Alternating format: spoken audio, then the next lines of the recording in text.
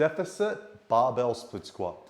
Now, when it comes to the setup of the movement, we want the bar set up on the rack at shoulder level. This is just gonna make it easy to unrack and reset when we're performing the exercise. And then the deficit. So here I'm using two 15-kilo bumper plates. You could use higher, you could use smaller, so long as it's gonna increase the range of motion. That's the important part of this exercise. But more importantly, whatever you use for the elevation, you've got to make sure that it isn't going to slip on the surface. So these are rubber coated weights on rubber flooring.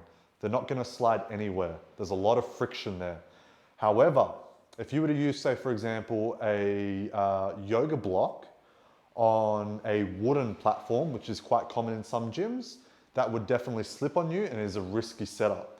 So if you can't find something that's safe, like these, then I would opt to just have some sort of safe elevation in the front leg.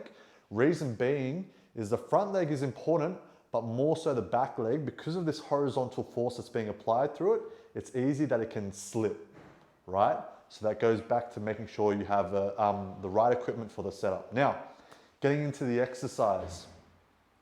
I'm gonna be facing and performing the exercise from the other way so that you can see what I'm doing for demonstration purposes. However, when performing this exercise, you want to be facing the rack, unrack, perform the exercise, and then re-rack. Reason being you want to face this way, the big one, is so you can see where you're going to put the weight back. That's really important, especially when you're fatigued. You don't want to risk having to jumble and then potentially missing the attachment and the bar slipping down on you. So let's get into it. All right, set your grip, make sure it's even, coming underneath the bar, shoulders go back together, squeezing the shoulder blades back creates a shelf with your traps. All right, one foot comes onto the elevation, back foot goes on the back one, and pretty straightforward, just gonna come all the way down, touching the floor, back up.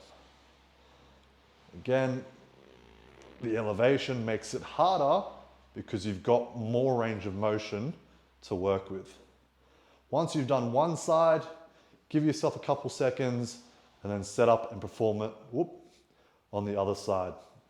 Now, one thing you might struggle with initially is figuring out the distance between the plates.